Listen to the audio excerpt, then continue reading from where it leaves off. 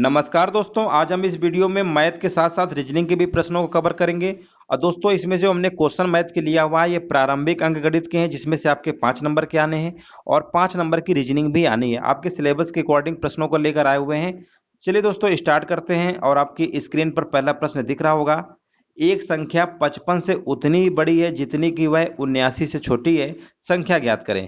तो कोई इस टाइप के सवाल कई बार परीक्षाओं में पूछे भी गए हैं कि संख्या जो है एक कंडीशन देगा इतने से बड़ी है और दूसरी कंडीशन देगा इतने से छोटी है और संख्या पूछेगा। तो आपको करना क्या है, यहाँ पर जो पहले बड़ी कंडीशन दे रहा था फिर छोटी के दे रहा था, दोनों ही संख्याओं को आप क्या करना है, जोड़ देना है। ठीक है ना, ये कंपेयर कर रहा है ना कि 55 से बड़ी है 79 से छोटी है। आप दोनों क्या करिएगा, जोड़ दीजिएगा। तब 55 79 जोड़ेंगे तो आपका कितना आएगा, 9 5 14 होता है और 7 5 होता है 12, 12 और 1 होता है 13। इतना आप कर लेंगे ना, फिर आपको 2 से भाग कर देना है, आपका आंसर निकल आएगा। 2 छक्का 12, 2 सत्ते 14। तो इसका जो राइट आंसर हो जाएगा ऑप्शन नंबर डी। तो इस लैंग्वेज में जब भी सवाल आए कि बड़ी है छोटी है, तो आपको उन दोनों को जोड़ देना है जो कंपेयर किया जा रहा था, बड़ा छोटा, और फिर 2 से भाग कर देंगे, आपका राइट आंसर आ जाएगा। उम्मीद है बात आपको समझ में आ गई होगी। आगे बढ़ते हैं क्वेश्चन नंबर दूसरा। यहाँ पर देखिए पूछा गया निम्नलिखित संख्याओं में से कौन सी संख्या एक पूर्ण वर्ग नहीं है। पूर्ण वर्ग समझते हैं ना, जैसे हमने कहा 16 हमारी पूर्ण वर्ग है, 4 का स्क्वायर होता है 25 होता है, ठीक है ना। और इस तरीके 36 भी होता है, 49 भी होता है, ठीक है ना, 81 भी होता है। ये सारे के सारे नंबर हमारे कैसे होते हैं, पूर्ण वर्ग संख्याएं होती हैं। ठीक है ना दोस्तों, एक चीज याद रखिएगा, पूर्ण वर्ग संख्याओं की एक पहचान होती है। देखिए यहाँ पर जैसे आपको 1 दिख रहा है 81 में, 49 में 9 दिख रहा है, 36 में 6 दिख रहा है, यहाँ पर 5 6। तो याद रखिएगा जो भी संख्या पूर्ण वर्ग संख्या होगी, ठीक है ना, होगी नहीं होगी, चलो नहीं होगी पहले हम बात कर लेते हैं। देखिए जिसके अगर इकाई का अंक यानी लास्ट डिजिट में अगर 2 दिख जाता है आपको, 3 दिख जाता है या 7 दिख जाता है या 8, ठीक है ना, ये कभी भी जीवन में कभी भी याद रखिएगा, ये कभी पूर्ण वर्ग संख्याएं हो ही नहीं सकती हैं। अगर जिसके अगर आखिरी में अंक आपको 2 3 7 8 दिख जाए, वो कभी पूर्ण वर्ग संख्या नहीं होती है। अब देखो जितनी भी पूर्ण वर्ग संख्याएं होती हैं, यहाँ पर आपको 6 देखने को मिल रहा है, यहाँ पर 5, यहाँ पर 9, इसी तरीके से आपको नंबर मिलेंगे। लेकिन लास्ट डिजिट आखिरी का अंक इकाई का अंक आपको 2 3 7 8 देखने को नहीं मिलेगा। तो सीधे से याद रखिए, अगर किसी संख्या के अगर आखिरी अंक 2 3 7 8 अगर आपको दिख जाता है, वो पूर्ण वर्ग संख्या नहीं होगी। तो यहां पर देखिए ऑप्शन नंबर डी आपको दिख रहा है, ऑप्शन नंबर डी आपको दिख रहा है ना, लास्ट में 2 है, इसका मतलब ये पूर्ण वर्ग संख्या नहीं होगी। अब प्रश्न में नहीं वाला पूछा गया, ऑप्शन नंबर डी को टिक कर देंगे। सिंपल है, कोई ज्यादा इसमें आपको दिमाग नहीं लगाना है। इसके अलावा जो और नंबर बचते हैं आपके, 0 बचता है, 1 बचता है, 5 6 9, ये हमारे पूर्ण वर्ग संख्याएं हो भी सकती हैं और नहीं भी हो सकती है। ऐसा आप बिल्कुल दिमाग में मत रखिएगा कि इसके अलावा जो संख्याएं बचेंगी वो पूर्ण वर्ग ही होती हैं। अब देखो यहाँ पर मान लो 25 में 25 होता है, अब हम कह देंगे 55, यहाँ भी तो लास्ट 5 आया, तो ये तो पूर्ण वर्ग है नहीं। तो ऐसा नहीं है, हमें हमें देखो इतना याद रखना है कि 2 3 7 8 अगर दिखता है वो पूर्ण वर्ग नहीं होगा। इसके अलावा जो भी अंक बचते हैं वो पूर्ण वर्ग हो भी सकते हैं और नहीं भी हो सकते हैं, दोनों कंडीशन है, याद रखिएगा। ठीक है, चलिए आगे बढ़ते हैं। और यहाँ पर देखिए सिंप्लीफिकेशन का आ गया है सवाल, इसका आंसर बताइए क्या होगा। देखिए बहुत ही सिंपल सवाल होता है, बॉडमास के रूल से लगाए जाते हैं सवाल। यहाँ पर लिखा हुआ है 42 - 2 भी ब्रैकेट में लिखा हुआ है। तो सबसे पहले बॉडमास के रूल अगर आप लोगों ने पढ़ा होगा तो सबसे पहले ब्रैकेट वाले को सॉल्व करेंगे। ब्रैकेट के बाद उसमें भी हमारा रूल है कि ब्रैकेट के बाद फिर क्या आता है, बी ओ डी, यानी डिवीजन वाला। अब डिवीजन को पहले सॉल्व कर लेते हैं। 4 का भाग इसमें देंगे 16 में, तो होता 4 चौको 16 होता है ना। तो 4 चौको 16 यानी इसकी जगह हमारा कितना आ जाएगा, इसकी जगह हमारा आ जाएगा 4। अब आगे लिखा है 4 गुणे 3 यानी गुणा हो जाएगा, 4 त्रिका 12, ठीक है ना। यहाँ पर आ जाएगा 12, यानी यहाँ पे आ जाएगा 12। यहाँ पर लिख दे रहे हैं 42 - 2, इस तरीके से थोड़ा सा सॉल्व कर दे रहे हैं 25। अब प्लस यहाँ पे आएगा 12, ताकि बाकी लोगों को भी समझ में आ जाए। और यहाँ पर 12 समझ गए ना, 4 त्रिका 4 गुणे 3 करेंगे ना, 12 आएगा। अब माइनस है ना, 4 चौको 16, इस तरीके से कर देंगे। अब प्लस का 5, ठीक है। अब देखो यहाँ पर 42 - 2 ऐसे रहने दो, इनको पहले सॉल्व कर लो। 25 और 12 कितना होता है, तो 25 10 35 और 2 होता है 37। 37 में से 16 को फिर माइनस करेंगे तो आपका आएगा 7 में 6 गए 1, यानी कितना आ जाएगा आपका 21 आ जाएगा। यानी ये आपका 21 आ जाएगा। यहाँ पर आगे है आपका प्लस, ठीक है ना। अब यहाँ पर देखिए 2 गुणे 21 का फिर गुणा करना पड़ेगा ना, तो 42 आएगा। ये माइनस का 42 हो गया, प्लस का 42 कैंसिल हो गया, तो रिजल्ट आपका आएगा 5, यानी इसका जो राइट आंसर होगा ऑप्शन नंबर डी के साथ जाएगा, 5 हो जाएगा, 5 नंबर। ठीक है ना। चलिए बात आपको समझ में आ गई होगी। आगे बढ़ते हैं क्वेश्चन नंबर 4। इस टाइप का भी सवाल शायद हमने कल की वीडियो पे कराया था। यहाँ पर देखिए जब 0.3535 ये रिपीटेशन हो रहा है, 35 रिपीटेशन हो रहा है, 2 डिजिट रिपीटेशन करता है, तो इसको आप ऐसे भी लिख सकते हैं 3 5 की पावर बार। जब बार लगा होता है, 2 नंबर में बार लगा हुआ है, 2 नंबर के रिपीटेशन हो रहा है, तो पहले आप नंबर को लिखेंगे 35 जो लिखा है, और यहाँ पर एक बार में 9 बढ़ता है, 2 नंबर रिपीटेशन हो रहा है, यानी 2 बार ऐसे 9 बढ़ा देते हैं। ठीक है ना। चलिए 35/99, बस यही हो गया इसका आंसर। अब तो कैसे ये कट रहा है, क्या कटेगा ही नहीं, तो ऑप्शन नंबर ए जो होगा इसका राइट आंसर हो जाएगा। आगे बढ़ते हैं क्वेश्चन नंबर 5। यहाँ पर देखिए लिखा हुआ है 5 संख्याएं जिनका औसत 105 है, उनमें से पहली संख्या अन्य 4 संख्याओं के योग का 2/5 गुना है, तो पहली संख्या कितनी होगी। अब देखो ऐसे सवालों को आप डायरेक्ट लगा सकते हैं ऐसे ही। 5 संख्या है जिनका औसत 105 है, इनका अगर हम योगफल निकाल लें टोटल संख्याओं कितना होगा, तो आप कहेंगे 5 गुणे 105 कर दीजिए। योग का मतलब ही होता है औसत गुणे कुल संख्याओं की संख्या। तो यहाँ पर कुल कितनी संख्या है, 5 है, औसत में गुणा कर देंगे, योग निकल आएगा, यानी टोटल 5 संख्याओं का योग कितना आएगा, 5 25, और यहाँ पर 525, ये आ गया टोटल योग। यानी जितनी भी 5 संख्याएं हमारी होंगी सबको जोड़ेंगे तो आपका रिजल्ट आएगा 525। अब यहाँ पर इन्होंने बोला है कि पहली संख्या में बताना है। एक चीज और यहाँ पर लिखा हुआ है कि पहली जो संख्या है अन्य 4 संख्याओं के योग का 2/5 गुना है, यानी जो पहली संख्या है, यहाँ पर जो 4 संख्या है मान लेते हैं, जो चारों संख्या है मिलाने के बाद सेकंड मान लो, थर्ड मान लो, और इस तरीके जो भी संख्या है, मतलब 5 है ना, एक यहाँ पे हो गई, बाकी कितनी बची, यानी शेष संख्या 4 बचेंगी। ठीक है ना। शेष संख्या 4 बचेंगी। तो बोला है कि पहली जो संख्या है 4 संख्याओं के योग का 2/5 गुना है, यानी जो पहली संख्या है इसका 2/5 गुना है। तो हम अगर इसका उल्टा कर दें, पहली संख्या का अगर हम 5/2 गुना कर दें, तो चौथी संख्याओं का योग तो निकल ही आएगा। ये चीज तो आप समझते हो, रिवर्स हो जाता है ना, उल्टा। जैसे हमने कहा 10 का दुगुना, 10 का दुगुना होता है 20, 10 का दुगुना क्या होता है 20। अब दुगुना यानी दुगुना का आधा उल्टा करेंगे, 1/2, 1/2 यानी 20 का आधा भी तो 10 होता है ना, वही चीज है। तो देखो यहाँ पर बोला है ना, पहली संख्या जो है 4 संख्याओं का योग का 2/5 है, तो अब हम ऐसा कह सकते हैं कि पहली संख्या का अगर हम 5/2 गुना कर दें, तो चौथी संख्या जो है उनका योगफल निकल आएगा, चारों संख्याओं का जो बाकी शेष बची हुई है। तो पहली संख्या अगर हम ऑप्शन लेंगे तो ऑप्शन में देखिए 2 से कटना चाहिए, ये ऑप्शन 2 से कटेगा नहीं, ये भी ऑप्शन 2 से नहीं कटेगा, इन दोनों में आपके ऑप्शन कटेगा। चलो इसी को चेक कर लेते हैं ऑप्शन नंबर डी को। 2 का भाग पहले हम देंगे 150 में 75 आएगा, 75 गुणे कितना कर देंगे 5, क्योंकि यहाँ पे 5 है ना, तो 5 से गुणा कर देंगे, यानी चारों संख्याओं का योगफल निकल आएगा, 5 25, अब 5 7 35 और 2 कितना होता है 37, 375 आ गया। ये चारों संख्याओं का योगफल आया है। अब पहली संख्या तो आपने 150 माना ही है, तो 375 और 150 जोड़िए, क्या 525 आ रहा है, बिल्कुल आ रहा है, आप जोड़ के चेक कर सकते हैं।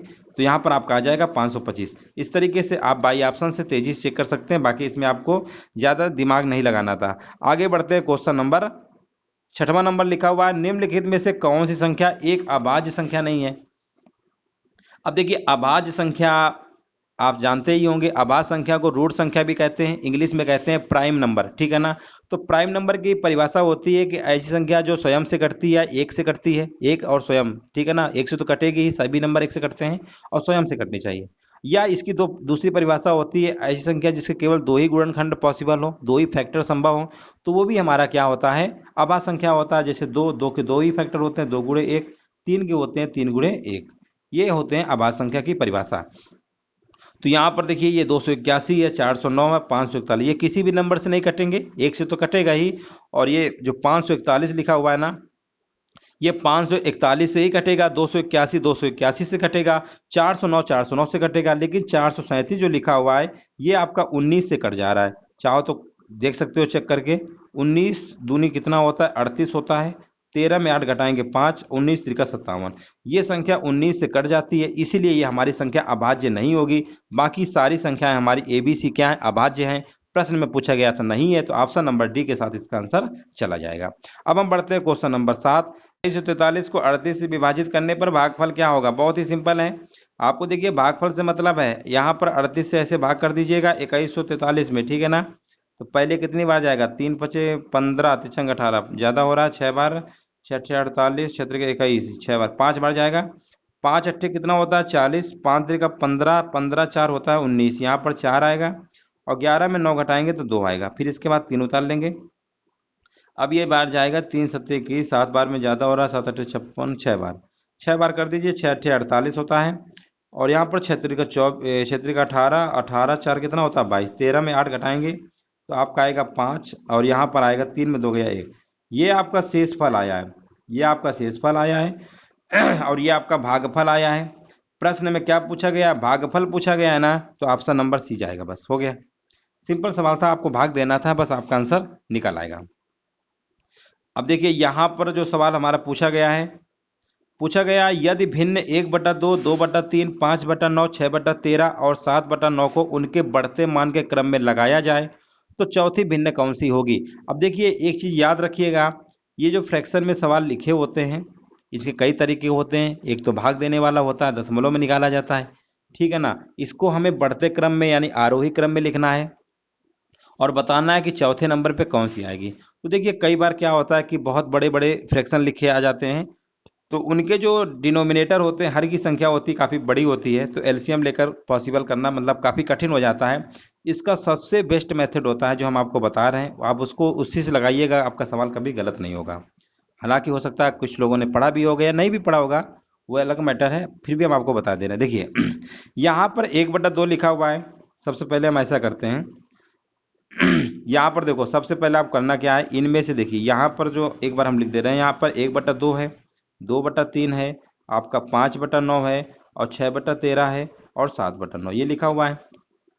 आपको करना क्या है, इनके जो अंश और हर में जो अंतर है ना वो देखना है। इसमें अंतर 1 का है और यहाँ पर अगर आप देखेंगे 2 3 में अंतर इसमें भी 1 का है, इसमें अंतर आपका 4 का है, 5 9 में, और यहाँ पर देखेंगे 6 7 13 में तो 7 का अंतर है और यहाँ पर अंतर 2 का। डिफरेंस निकाल लेंगे, डिफरेंस कॉन्सेप्ट बहुत आसान होता है। आपने अंतर निकाल लिया ना, अभी इन्हीं अंतरों का एलसीएम ले लेंगे, तो अंतर 1 1 4 और 7 2, ठीक है ना। इनका एलसीएम लेंगे तो आपका 28 आएगा। कितना आएगा 28 आएगा, ऐसे लिख लीजिएगा 28, ठीक है ना, इतना तो आप कर ही सकते हैं। अब आपको करना क्या है, ये जो अंतर लिए हो ना इन्हीं का भाग इसमें देना है। तो 1 का भाग 28 में देंगे तो 28 बार जाएगा और इसको अंश के साथ मल्टीप्लाई करके लिखना है, तो 28 आएगा, कामा लगा देंगे। अब इसी प्रकार 1 का भाग फिर से देंगे 28 में, 28 आएगा भागफल, और इसमें 2 का मल्टीप्लाई करेंगे, अंश में 2 है ना, तो 28 दूनी कितना होता है 56, 28 दूनी कितना होता है 56, इस तरीके से लिख लेंगे। यही प्रोसेस यहाँ पर भी अपनाएंगे, बहुत आसान होता है। यहाँ पर 4 का भाग 28 में देंगे, 4 सत्ते 28 और 7 गुणा 5 में कर देंगे, यानी आपका 35 आ जाएगा। इसके बाद अगला स्टेप आपका आएगा 7। याद रखिएगा अंतर से ही भाग देते हैं, अंश और हर का जो आया हुआ है। 7 चौको 28 यानी 4 गुणे 6 कर देंगे, आपका 24 आएगा। और इसी प्रकार यहाँ पर इसमें अंतर कितने का था 2 का था, 14 का भाग देंगे, 14 सत्ते कितना होता है 98, ठीक है ना, 14 सत्ते कितना होता है 98 होता है, तो यहाँ पर लास्ट में 98 आ जाएगा, ठीक है। इतना आपने कर लिया। अब देखो यहाँ पर पूछा गया था चौथी भिन्न कौन से नंबर पे होगी, तो देखिए पहले नंबर पे तो आपका छोटा ये वाला है, बढ़ते क्रम में लिखना है, आरोही क्रम में लिखना है, ठीक है ना। पहले नंबर पे आपका 28 आएगा, दूसरे नंबर पे आपका आएगा 24, दूसरे नंबर पे 24 आएगा, तीसरे नंबर पे आपका 35 आएगा और चौथे नंबर में आपका 56 आएगा और पांचवें नंबर पे आएगा आपका 98, जो सबसे लास्ट में होगा। प्रश्न में चौथा पूछा गया है चौथी भिन्न कौन सी होगी, तो यहाँ पर 56 आ रहा है, इसका मतलब दूसरे नंबर की है और दूसरे नंबर की भिन्न हमारी क्या है 2/3, तो इसका आंसर जाएगा 2/3 के साथ। तो सबसे पहले कितना भी बड़ा हो, ठीक है ना, कितना भी बड़ा भिन्न लिखा हो आंसर में, आपको पहले यही करना है, अंश हर का अंतर लेके एलसीएम ले लीजिएगा, फिर डिफरेंस से भाग करके जितना आए भागफल अंश से मल्टीप्लाई कर दीजिएगा। उसके बाद जो भी आपके नंबर आएंगे उन्हीं से आप कंपेयर कर लीजिएगा, आपका आंसर निकल आएगा।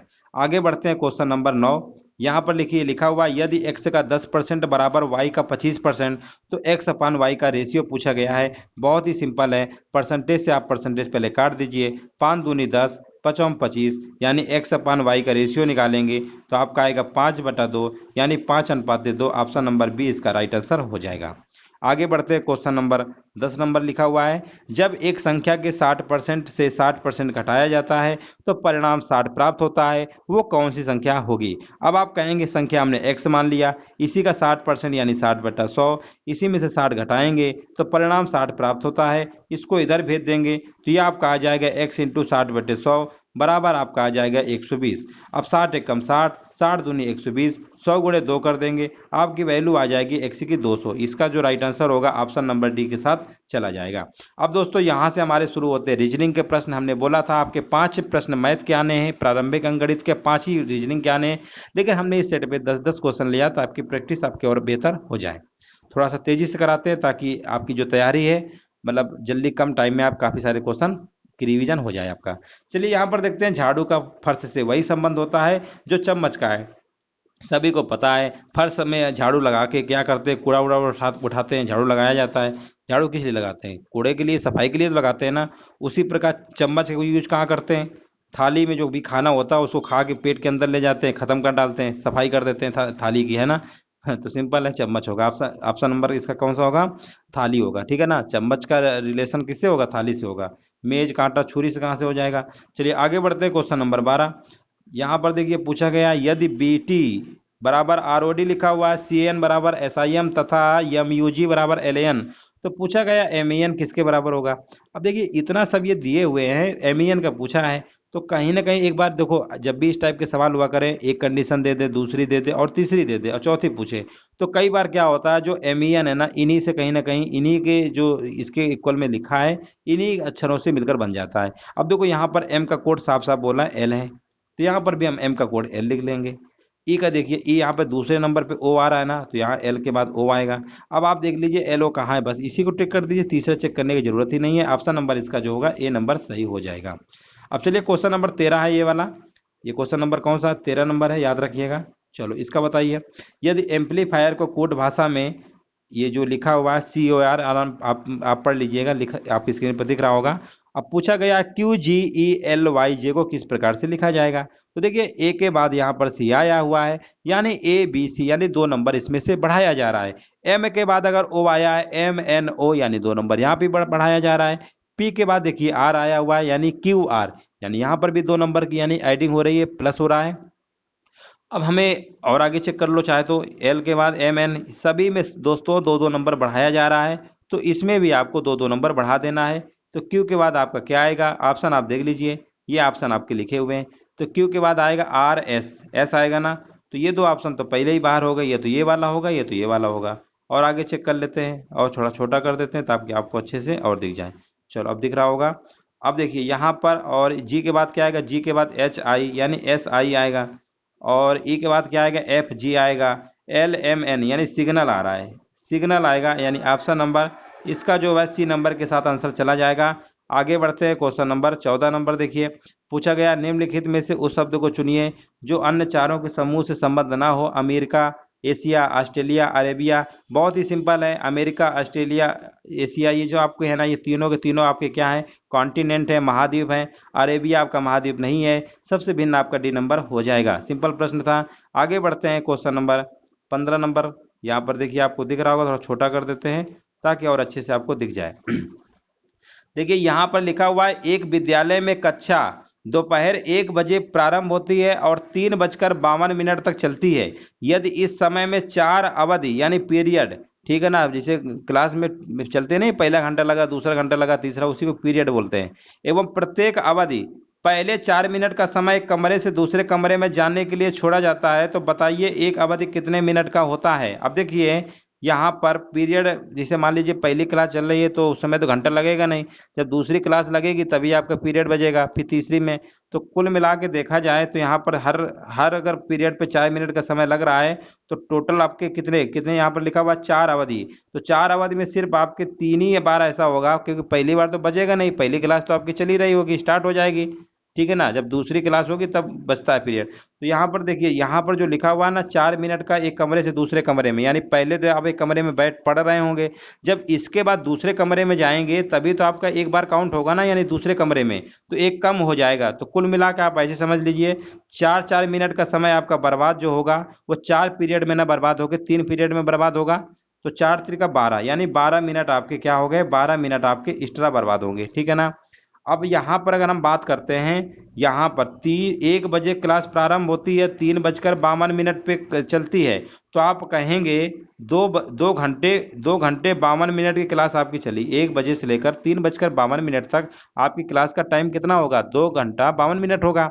इसमें से जो आपके 12 मिनट जो फालतू के बर्बाद हो रहे हैं, इनको हटाना पड़ेगा, क्योंकि क्लास हो सकता है दूर होगा, जाओगे 4 मिनट का समय लग रहा, हो सकता है चौथी पांचवी बिल्डिंग में क्लास हो, है ना, लिफ्ट वगैरह नहीं लगी होगी, तो इसमें 12 सेकंड आप कम कर दीजिए, तो आपका आएगा 2 घंटा और यहाँ पर आ जाएगा 40 मिनट, ठीक है ना।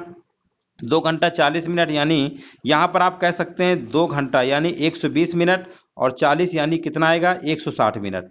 ये आपका आ गया 160 मिनट। अब यहीं पर 4 पीरियड है, लिखा है ना, पीरियड समझते हैं ना, 4 अवधि, तो 4 का मतलब इसमें 4 से डिवाइड कर देंगे, तो एक पीरियड आपका हो जाएगा 40 मिनट का, ठीक है ना। 4 चौको 16, बस सिंपल था। ऐसी लॉजिकल बेस्ड लगा देंगे, कोई दिक्कत नहीं है, रीजनिंग है। और हम आगे बढ़ते हैं। सही क्रम में सजाइए दही, घास, मक्खन, दूध, गाय। इससे आसान सवाल क्या हो सकता है? पहले क्या होगा बताइए? पहले गाय होगी, गैया होगी, इसके बाद घास खाएगी वो, घास खाने के बाद फिर क्या होगा? दूध देगी, दूध से फिर क्या होगा? दूध से फिर क्या होगा? दही बनता है, दही से मक्खन बनता है, ठीक है ना। ऑप्शन नंबर ए ही इसका राइट आंसर हो जाएगा। सिंपल सवाल था। आगे बढ़ते हैं, और यहाँ पर देखिए पूछा गया P Q R S T की अलग अलग लंबाइयाँ हैं। आर टी से लंबा है परंतु पी से छोटा है, एस क्यू से लंबा है परंतु टी से छोटा है, इनमें से सबसे लंबा कौन सा है? अब देखो P Q R S T की बात हो रही है, कोई दिक्कत नहीं है। सबसे पहले बोला है आर जो है टी से क्या है? लंबा है। आर टी से लंबा है परंतु पी से छोटा है, इसका मतलब पी यहाँ पे कहीं रहा होगा, कोई दिक्कत नहीं है। आगे लाइन पे बोला है एस जो है क्यू से क्या है? लंबा है। एस जो है क्यू से लंबा है परंतु टी से छोटा है। अब इसी टी को उठा के यहाँ पे चिपका दो, यानी यहाँ पे एस आ जाएगा, यहाँ पे क्यू आ जाएगा। प्रश्न में बोला गया है सबसे लंबा कौन सा है? सबसे लंबा आपको पी दिख रहा है, ऑप्शन नंबर इसका जो होगा सी नंबर हो जाएगा। इस तरीके से आप तेजी से लगा सकते हैं। आगे बढ़ते हैं। बेल रिलेशन का प्रश्न आ गया है हमारा, और ये भी आपके रीजनिंग में सिलेबस में है। लिखा हुआ है निखिल जो कि रमन का पुत्र है, ईसा से कहता है आपकी माँ रिया मेरे पिता की छोटी बहन है और मेरे पिता सुरेश की दूसरी संतान है। सुरेश का ईसा से क्या संबंध होगा? चलिए लगाने की कोशिश करिए आप लोग भी, और हम भी लगाते हैं। देखिए निखिल जो है, थोड़ा छोटा कर देते हैं, नहीं तो लिखने में भी दिक्कत होगी। अब छोटा होगा ही नहीं, चलो कोई बात नहीं। यहाँ पर देखो सबसे पहले हम क्या कर लेते हैं, थोड़ा आप समझ लीजिएगा। यहीं पे लिखते हैं, यहाँ पे कहाँ लिखें, चलो यहीं पे लिख देते हैं, यहाँ पे लिख देते हैं। यहाँ पे देखो निखिल जो है रमन का पुत्र है। निखिल जो है ये मान लेते हैं निखिल है, निखिल है किसका पुत्र है? रमन का पुत्र है। निखिल जो है रमन का पुत्र है, ठीक है। ईसा से कहता है, कौन कहता है? निखिल कहता है। निखिल जो कि रमन का पुत्र है, ईसा से कहता है आपकी जो माँ है रिया मेरे पिता की छोटी बहन है, यानी इनकी जो बहन है, मान लो रिया, पापा की बहन है ना ये रिया, ये कौन है? रिया है। और रिया यानी यानी इसी की माँ, यानी ईसा यहाँ पे होगी, ईसा यहाँ पे होगी। तो कहता है आपकी जो माँ रिया है मेरे पिता की छोटी बहन है, यानी ये भाई बहन है, ये आपस में क्या है? भाई बहन है, भाई बहन है। और मेरे पिता सुरेश की दूसरी संतान है, यानी ये सुरेश की दूसरी संतान है। सुरेश यहाँ कहीं होंगे, सुरेश यहाँ कहीं होंगे। इनकी एक संतान मान लेते हैं, ये रिया रही होंगी पहली, और दूसरे नंबर पर रहेंगे रमन। तो वही तो बोले ना कि मेरे पिता सुरेश की दूसरी संतान है। तो प्रश्न में बोला गया सुरेश का ईसा से क्या संबंध है? अच्छा बताओ, ये क्या है? ये इनकी मम्मी है। मम्मी, मम्मी के पापा क्या होते हैं? नाना होते हैं ना, बस। Option number D. ये कोई प्रश्न है? इतना आसान सवाल था। चलो आगे बढ़ते हैं। यहाँ पर बताइए इनमें सबसे भिन्न हमारा कौन सा है? ऑप्शन हमारे दिए गए हैं। ए नंबर 5 125, 4 32, 3 27, 2 8। सबसे भिन्न आपको बताना है कौन सा होगा। आप कहेंगे 5 का क्यूब होता है 125, ये तो 5 का क्यूब होता है। 3 का क्यूब भी 27 होता है। 2 का क्यूब, क्यूब समझते हैं ना, 2 की पावर 3, इसका मतलब ये होता है क्यूब, यानी ये भी 8 होता है। 3 की पावर 3 27 होता है। 5 की पावर 3 125 होता है। लेकिन 4 की पावर 3 तो 64 होना चाहिए, यहाँ पर 32 लिखा हुआ है। इसका मतलब सबसे भिन्न हमारा ऑप्शन नंबर बी के साथ इसका आंसर चला जाएगा। दोस्तों ये लास्ट प्रश्न है 20 नंबर, आपको इसका आंसर देना है। पहले आप पढ़ लीजिए। कथन दिए गए हैं, कथन स्वतंत्र कारण हो सकते हैं, कारणों से परिणाम हो सकते हैं, और दोनों कथनों को पढ़िए, तय कीजिए कि कौन सा चुनाव उपयुक्त के भी संबंध दिखाता है। चलो 20 नंबर है, पहले तो आप अच्छे से पढ़ लीजिए। कथन लिखा हुआ है पिछले कुछ वर्षों से मध्यम वर्गीय समाज के जीवन स्तर में वृद्धि देखने को मिली है। अब देखो पिछले कुछ वर्षों में मध्यम वर्गीय जो समाज है ना, उनके जीवन स्तर में क्या देखने को मिली? वृद्धि देखने को मिली है। कथन है, हाल ही के वर्षों में भारतीय अर्थव्यवस्था एवं लोगों की आय में उल्लेखनीय वृद्धि हुई है। देखो, यहाँ पर जब लोगों की आय, अर्थव्यवस्था सुधरेगी तो जीवन स्तर में भी वृद्धि होगी। तो कहने का मतलब इसका जो हुआ है, ये इसका किस वजह से हुआ है? तो आप कहेंगे ये इसका क्या है? देखो, ये इसका कारण है। ये क्या होगा? कारण होगा। इसी कारण की वजह से इसमें प्रभाव पड़ा है। तो हम ये कह सकते हैं कथन भी हमारा कारण होगा, और कथन ए क्या होगा? प्रभाव होगा। कथन भी कारण होगा, और कथन ए क्या होगा? प्रभाव होगा। कहाँ लिखा हुआ है? कहाँ लिखा हुआ है? ऑप्शन नंबर बी लिखा हुआ है। बस हो गया। तो आपको इसमें लॉजिकल सोचना पड़ता है कि ये ऐसा क्यों हुआ, आय की वृद्धि क्यों हुई, क्यों हुई है? अर्थव्यवस्था आय में वृद्धि हुई होगी तभी तो मध्यम वर्गीय का जीवन इससे सुधरा है। ये कारण है, और कारण की वजह से प्रभाव पड़ा है। तो ऑप्शन नंबर ए क्या है? प्रभाव है। तो इस तरीके दोस्तों आपके 20 कंप्लीट क्वेश्चन हमने कर दिए हैं। आपके बहुत ही कम समय बचे हुए हैं, ठीक है ना? इस तरीके से आप तैयारी जो है बेहतर करते रहिए। आज देखिए आपकी 24 तारीख हो चुकी है, तो इसलिए आप थोड़ा कम समय बचा हुआ है, अब जितना प्रैक्टिस कर सकते हैं करिए, और आपकी तैयारी और बेहतर हो जाएगी। ठीक है दोस्तों, अगली क्लास में मिलेंगे। वीडियो देखने के लिए दोस्तों धन्यवाद।